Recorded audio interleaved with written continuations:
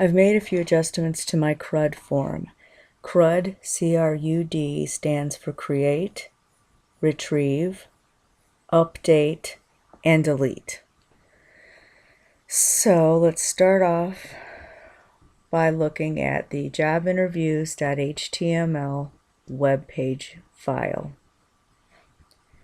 Opening HTML tag, head tag. In the head, we've got a title that says Job Interviews. We've got our meta char set to UTF-8. We have our meta name equals viewport. The content is set equal to the width device width, comma, initial scale equals 1.0. Link REL equals shortcut icon, href equals box / smile.bmp, type equals image / x icon. Link REL equals style sheet, href equals box / mystyle.css. Script language equals JavaScript. Source equals box / action.js and script. Two new JavaScript files that we have are script language equals JavaScript, src equals box / datetime.js and script, and script language equals JavaScript, source equals box / greeting.js and JavaScript. Then there's the end of the head. So I can close that up. Now let's look at the body.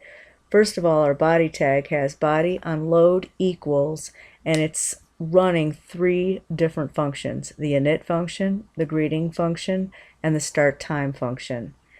After that, we have div class equals container, which has a blue border and contains all of the rest of the code. We have header class equals tippy top. Inside of that header class with the class of tippy top, we have an H5 header tag which says job interviews form. Inside of the H5 tags, we have two span tags. The first span has an ID set equal to date demo, and then we've got some placeholder text that if something's wrong with our JavaScript code, we'll see date and time go here in between the span tags. The second span has span ID equals greet demo, and again, if something's wrong with our greet demo, our function for this particular ID, you'll have this default greeting goes here text that you'll see. Alright, so then we close up our H5 tag that has two spans and this job interviews form text. Close up that header. Then we've got an aside with a class set equal to left bar. After that, we've just got an opening div tag, and we have a bunch of field sets. Field set. Initially, I had a label and a text input, but I commented out all the labels, and this is how you comment something out. You put the less than sign, exclamation, dash, dash before it, and then at the end, you have the dash, dash, greater than symbol. And that comments it all out. It turns green. It's not going to execute, but if you want to learn how to make a label for a type text input, that's how you do it. And you have to remember that in the label you have to have 4 equals whatever the ID is for the text that you're using. So this says 4 equals company, and this says ID equals company. So those two things have to match, the 4 and the ID, so that the label is connecting itself to that particular text. So after that comment, I have what we are actually using, which is a text input. So input type equals text, placeholder equals enter company, and ID equals company. Placeholder equals enter company is putting text inside of the text box to let the user know what's expected of them to type in there. So if I open this up, you'll see it says enter company right inside of the text area. So you don't really need a label if you do that. Then in the next field, we have input type equals text, placeholder equals enter address, ID equals address, and then close up that tag. Close up the field set. Here's another field set with another input. Type equals text, placeholder equals enter HR, ID equals HR, and field set. Let's go to the next one. This field set has a drop-down list. So if you're opening field set tag, select ID equals job type, option value equals empty string, selected equals selected, and then you type in whatever you want the user to see. In this case, I typed in choose a job type and then the ending option. So if I go up here, here's the drop down list, and here the first thing you see, choose a job type. Then we have an opt group, which I gave a class set equal to highlight so that with my CSS I could give it a different background color and make it stand out. So opt group class equals highlight, label equals business, close opt group. So unlike some other tags where you can just type something in between the opening and closing tag so that you could see it, with the opt group, when you use the attribute label equals business, then when we look at the web page again, business with a highlight of aqua background and labor with a highlight of the aqua background. You can't click on those things. They're opt groups. They're just like little mini captions or like mini subtitles. Underneath that opt group, which is again like a subtitle, we have all these options to choose from. You have option value equals customer service with the words in between the tags customer service and the ending option tag. We do the same thing for our data entry option, the same thing for our receptionist option, our sales option, our banking option. Now we're going to create another opt group so that we have another little highlighted subtitle there. Opt group, class equals highlight, label equals labor, and opt group. And here are all the options under that opt group. We have an option for forklift, for machine operator, for assembly, for tooling, and for general labor. Finally, we have another opt group just in case none of the options above fit whatever particular interview you're going to go for. So here you have opt group, class equals highlight, label equals other, and opt group. Now this is just an opt group. So even though this says label equals other, that's just a label. This is not an option that you could select. So we have to create an option underneath that opt group. Option, value equals other, the words that you see, other, and option. End your select and end your field set. So that basically went over this entire field set with a drop-down list that's nothing more than a select with a bunch of options and opt groups. Alright, here's another field set. This one has input type equals text, placeholder equals enter interview, ID equals interview. Close up your field set, open up another field set. This field set, here's the interview one, but this one has two buttons, submit interview and clear. So the first button, button ID equals submit, on click equals on register pressed. The words that you see on the buttons, submit interview and close button. So we have a function in our JavaScript in one of our external JavaScripts called onRegisterPressed. Clicking this button runs this function. The next button, button ID equals clear, onClick equals onClearPressed, clear and button. So you hit this button and this function gets called onClearPressed. End your field set, end your div, end your aside. So we finished up that section. Let's see if I can close just the aside. Alright, so we did the aside with the class set equal to left bar. Let's look at the aside with class equal to right bar. We have a table with an ID set to job table and a T head, so that means table head. In the table head, we have a table row followed by 1, 2, 3, 4, 5, 6 table headers, and you see that the text for each of the headers is in between the opening and closing TH tags. Then you close your table row and close your T head for table head. When we open this up, you see company, address, HR, job type, interview, and action. Those are your THs, your table headers. Now we have for our body, which the JavaScript is going to populate. T-body, ID equals table rows, and T-body. Absolutely nothing in between the opening and closing tags. That's what script is going to do. And table and aside. Alright, so let's close that aside.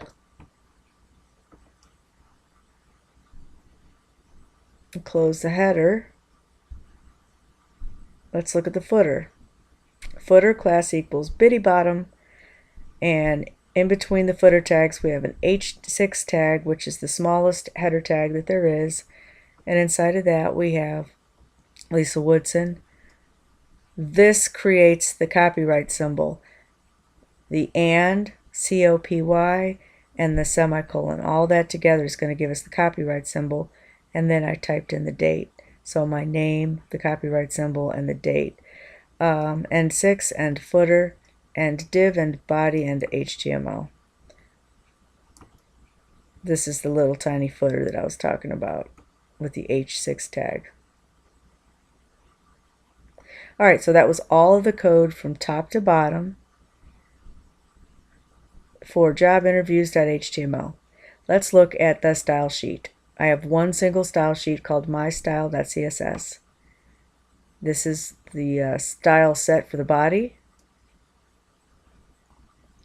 This is the style for the header, footer, and aside.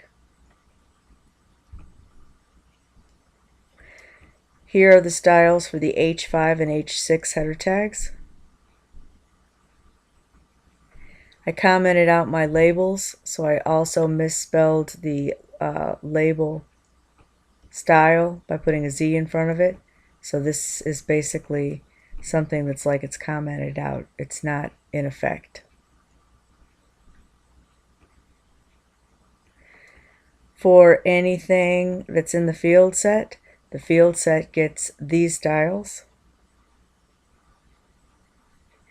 The input and select, which are, these are all inputs for the company address, HR, and interview, and the select is this drop-down list.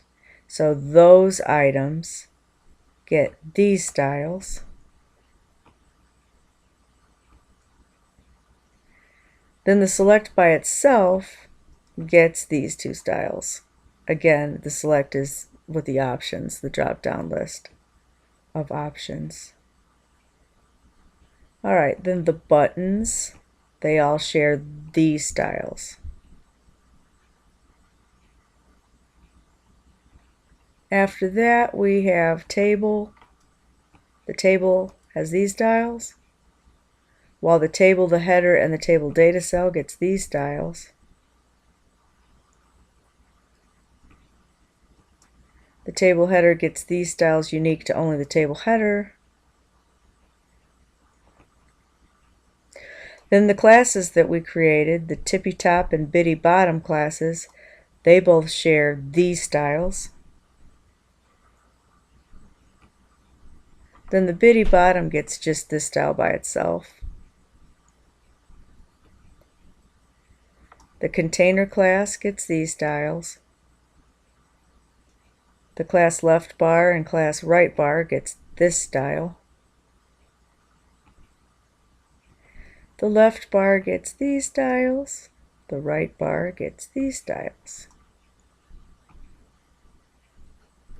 The highlight gets a background color of aqua. The element that has the ID of table rows gets color white. The element that has the ID greet demo gets color green, and the ID of date demo gives the element that belongs to that a color of red.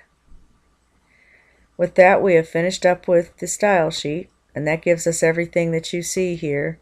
This purple font, red font, green font, rounded corners, the text that you see inside of the text area, and the drop-down list, which is a select element with a bunch of options, and the table headers and all the different colors. Alright, so that's all about the styles. Let's look at the very simple external JavaScript for the date and time. So in the JavaScript that's called datetime.js, we have a single function called startTime, function startTime. Inside of it, we have all this stuff. var today equals new date, var h equals today.getHours, var m equals today.getMinutes, var s equals today.getSeconds, var dn equals the string am. All right, so after all of those new variables were created, we also create an array. Var weekday equals new array, parentheses 7.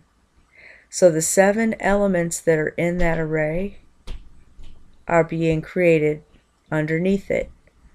Weekday 0 will be created as Sunday.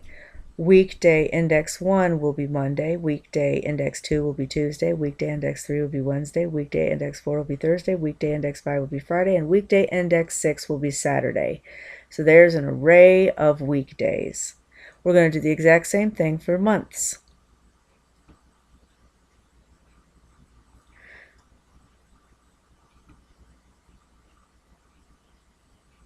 So var month equals new array, and in parentheses 12. We're going to have 12 array elements, and we start with 0. Month index 0 is January, and we just keep going all the way down the line until we get to month index 11 equals December. So there's our month array. Now I have a bunch of if conditions. If h is greater than or equal to 12, then dn is going to change from am to pm. And then h is going to be set equal to h minus 12. Then we have another if condition. If h is equal to 0, then we're going to set h to 12, because we want this to be in a 12-hour format, not a 24-hour format. The next if condition, if m is less than or equal to 9, then m is going to be set equal to a 0 plus m for minutes. What that does is it keeps the digits, the minutes, in a 2-digit form. So it'll be like 7 minutes after 1 would be 1:07, not just 1:7, but 1:07. So that's what that does. We do the same thing for the seconds. If s is less than or equal to 9, then s will be set equal to a 0 plus the value of s. Then to output all of those goodies to the page, we have this code.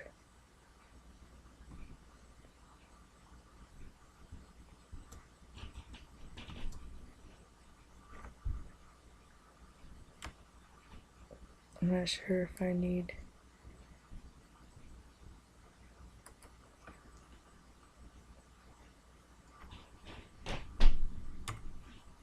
I think I need that semicolon there.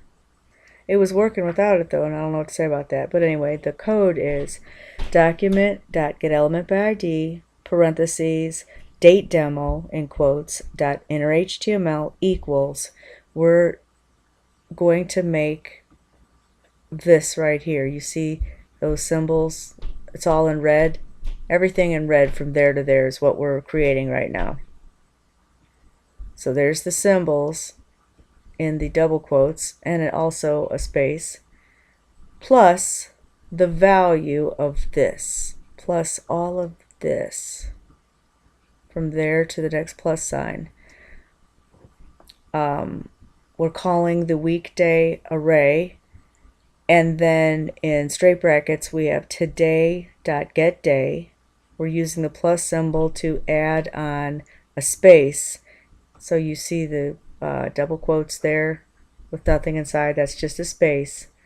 Plus, now we're going to call the month array, and in the straight brackets we have today.getMonth. Plus, we're going to add another space there. Plus today.getDate, plus a comma and a space, plus today.getFullYear, plus another space, plus the @ symbol and a space, plus h, now that's going to be the value of the hour, plus a colon, plus m, which is going to be the value of the minute, plus a colon, plus s, which is the value of the seconds, plus a space, plus dn, which is either going to show us AM or PM, plus finally a space and then those two symbols. So it starts off those two symbols and a space, and it ends up a space in those two symbols. All right, so after that single statement right here, we have a set timeout. And so T equals set timeout, parentheses, the function start time, comma, 500. So in 500 milliseconds, the start time function will run. So that's all there is to datetime.js.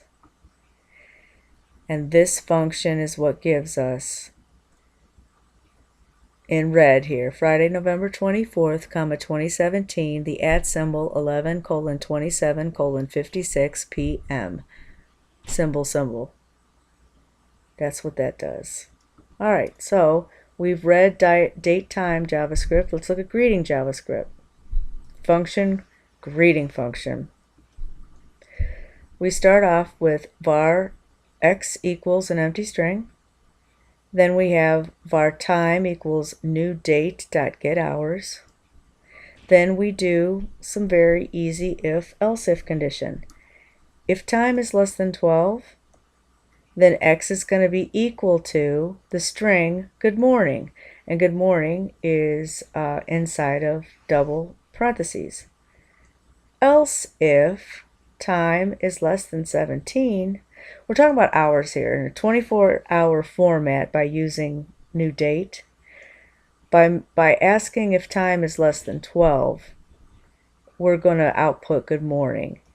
If time is less than 17, which would be 5 p.m., we're going to get the message good afternoon. Finally, if it's not good morning or good afternoon, it's going to automatically default to good evening.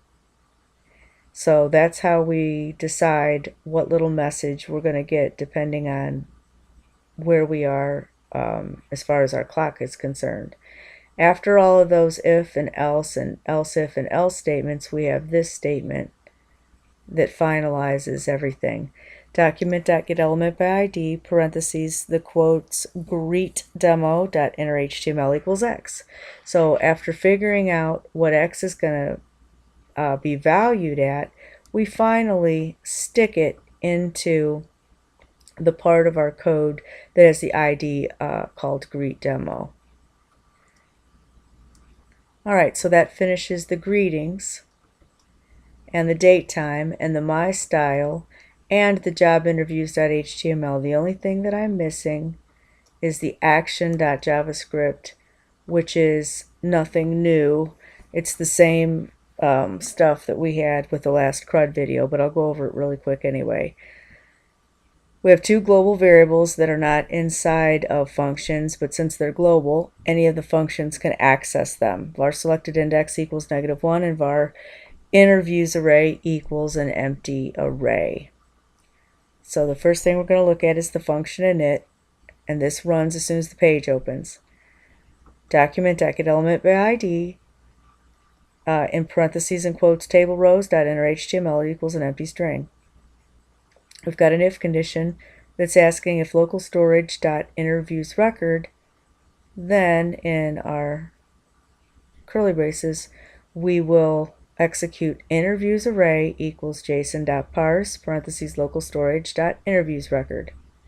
Then we have a for loop. For var I equals 0, I less than interviews array.length, I plus plus. In this for loop, we're going to call a function called prepare table cell. And inside of this function, we have all of these arguments.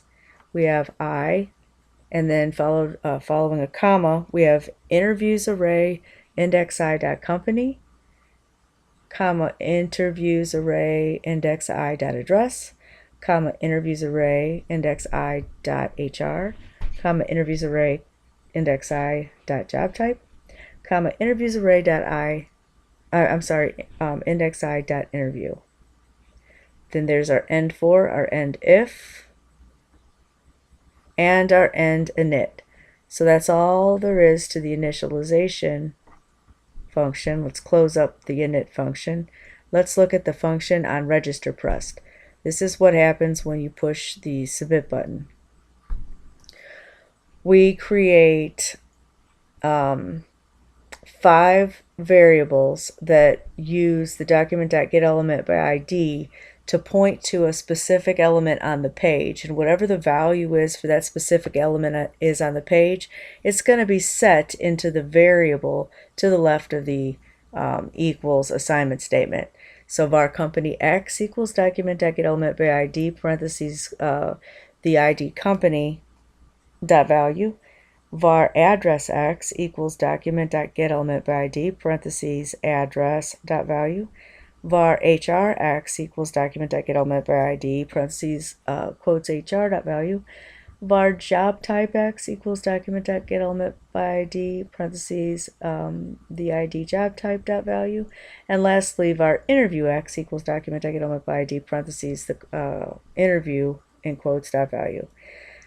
Alright, so after that, we are going to create a job object. So var job obj equals, and then in curly braces, we have key value pairs here.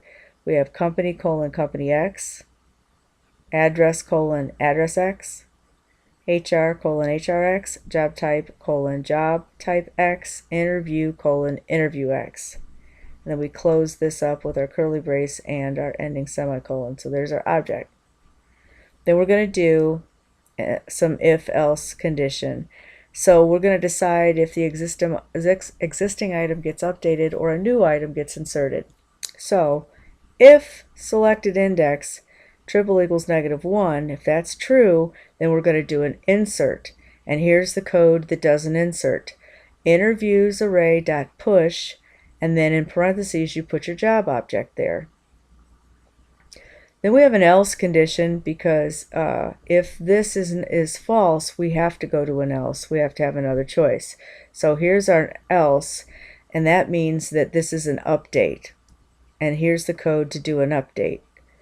We have interviews array dot splice, and in parentheses we have selected index, comma 1, comma job object. Then you end your else. Finally, to finish this function off, we have 3 more statements. The first statement is this one. Local storage dot interviews record equals JSON dot stringify parentheses interviews array. After that, we call the init function again. So there's the init. And after that, we call the onClearPressed function. And that finishes off the onRegisterPressed function. So we can close out of that now. Close out of what happens when you hit the submit button. Let's look at the function prepare table cell. So function prepare table cell with all of these parameters in parentheses. We've got the index followed by the company, followed by the address, followed by the HR, followed by the job type, followed by the interview. So you call that function and you have to answer to each and every one of those parameters with your own arguments. After that, we have a couple of variables. Actually, we have a lot of variables, but I'm going to do the first 2 lines of code. Var table equals document.getElementById parentheses the ID table rows, and then var row equals table.insertRow. After that, we are dealing with all of these things. Var company cell equals row.insert cell at position 0.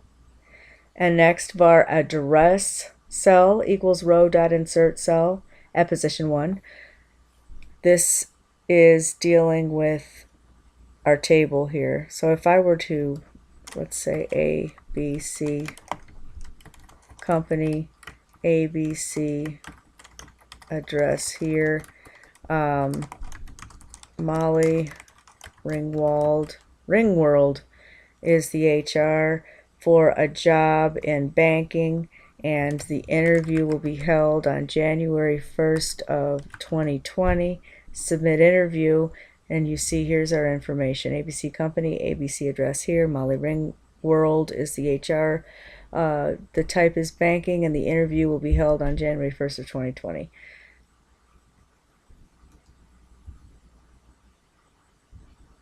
So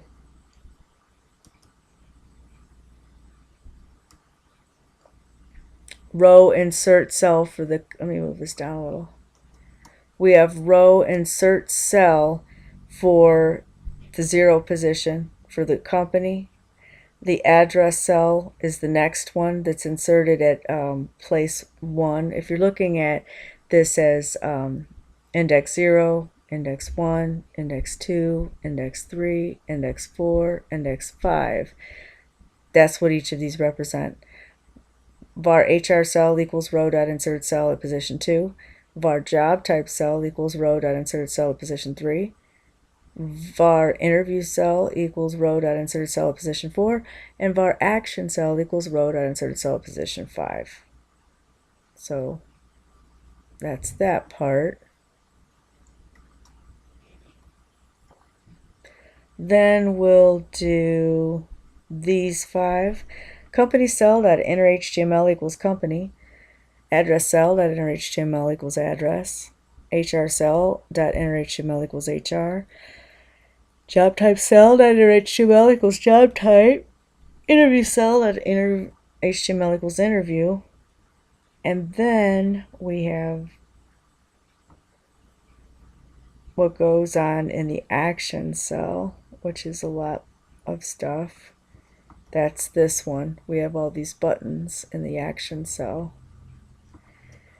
So action cell.innerHTML equals, we're creating a button in there.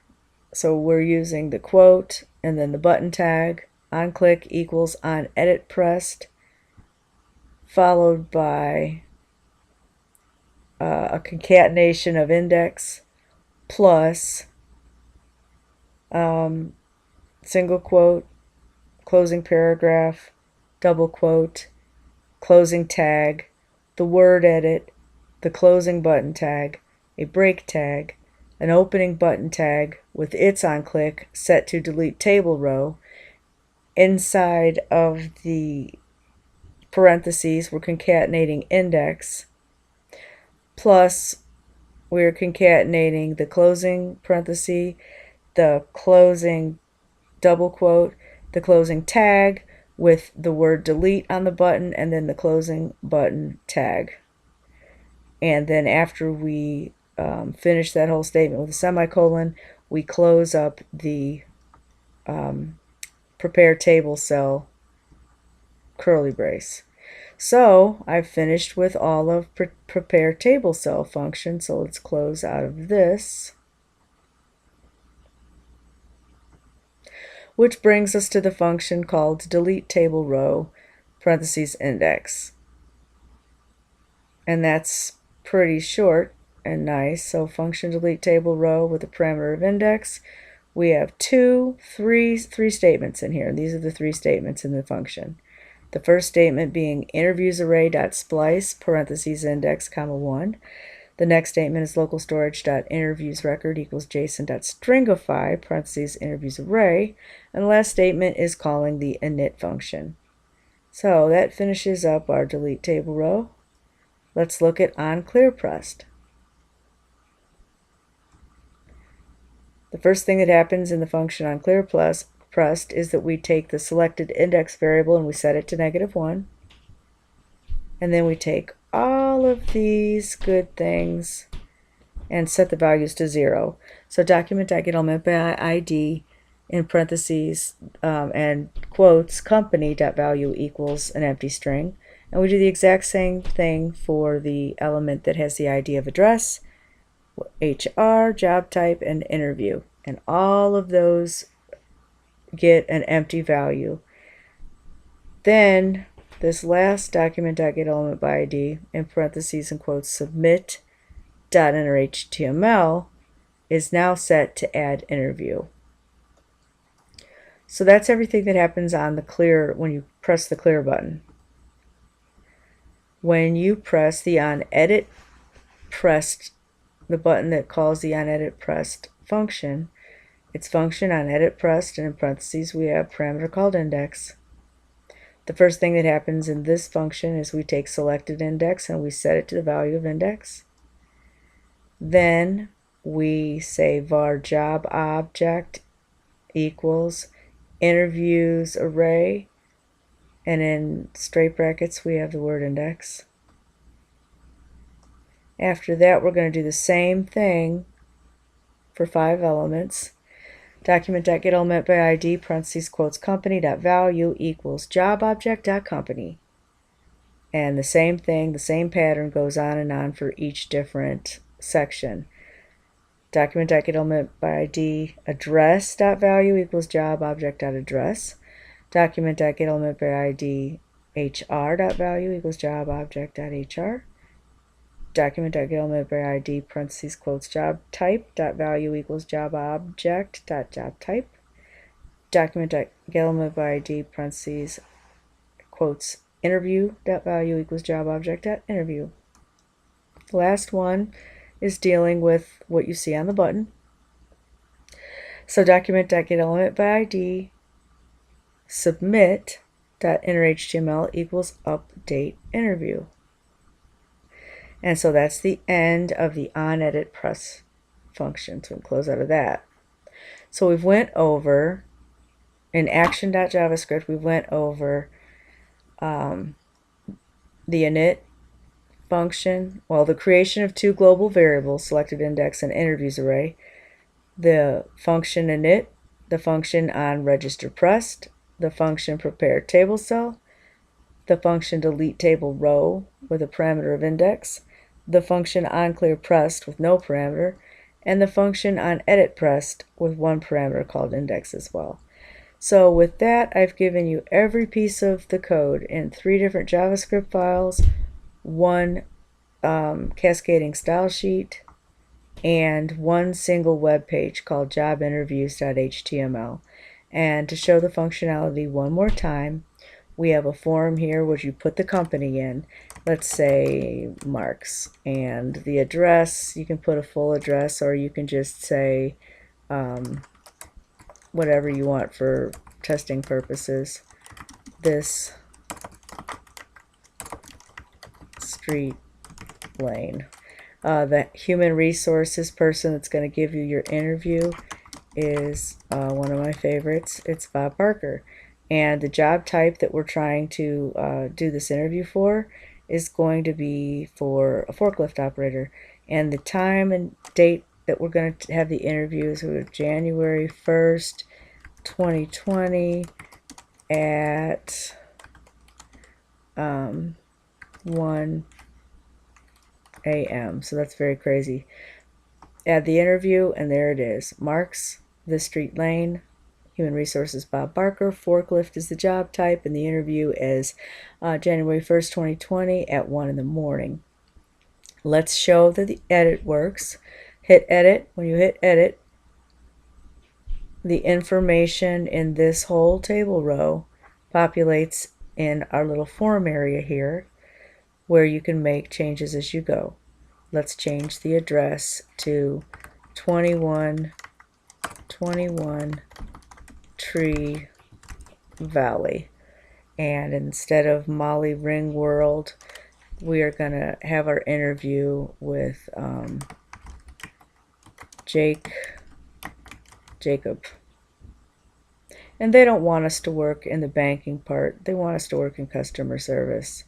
And they've changed our interview from January 1st to January 7th. And now, as you can see, everything that I just changed on the left gets altered as well on the right. And let's try our delete button. Let's say we changed our mind. We really don't want this position. We're going to take another one. So we're just going to delete it, and it goes away. Add interview. You can hit the add interview button, and if you don't select anything, you actually do populate a row.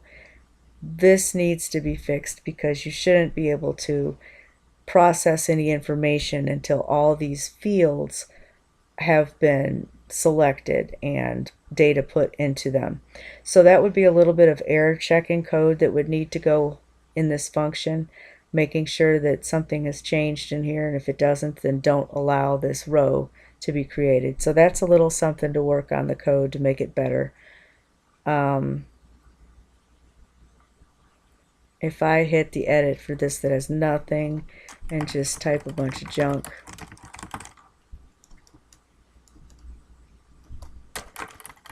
and then hit clear, it clears everything out so you can start all over again.